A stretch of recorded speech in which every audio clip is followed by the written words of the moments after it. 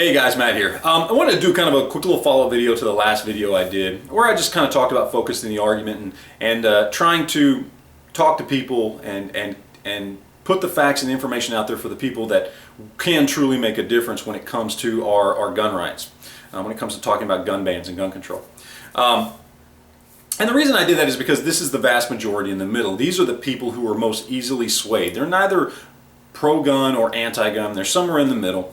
And with everything going on in politics, with politicians, in the media, everywhere, right now these people are very easily swayed towards the anti-gun side of things. Okay, there's a lot of them out there who are saying, yeah, you know what? We don't really need assault weapons on the street.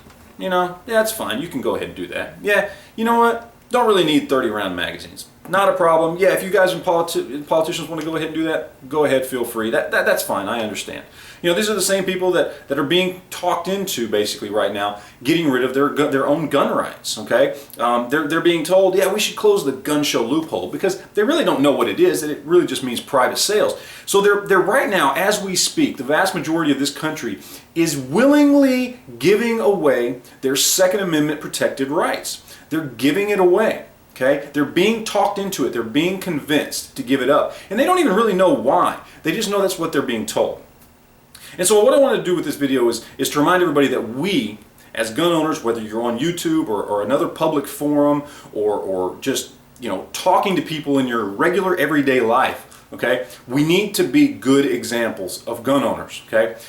There's been a lot of instances recently of bad examples of gun owners, all right? And we all know who I'm talking about here. I'm not going to start naming names or anything. Some people realize they've done something wrong and they've corrected it. Others didn't. But when you put yourself out there in a public forum, whether it's YouTube, whether it's some other sort of forum, whether it's primetime television, we have to realize that we're not talking to the anti-gun people. You know, let's say you're on primetime TV. You're not talking to the anti-gun host of the show, okay? You're not talking to the pro-gun people that came to watch the show. You need to be directing your argument towards the vast middle, and you need to be setting a good example. I, more than anybody else, understand the anger that comes along with seeing people constantly trying to tear our rights away from us, especially our Second Amendment rights. Okay? I understand it. I get it. And I'm sure in videos past, I've probably said things that didn't put me in the best light as far as being a responsible gun owner. I'm sure we all have. But right now especially, we need to really try to set a good example for that vast majority in the middle who right now as we speak are being swayed to the anti-gun side of things. Okay? We have to remember who is watching and what they deem strange and unusual. When you present yourself on national television, primetime television, as a raving lunatic, that's what they see.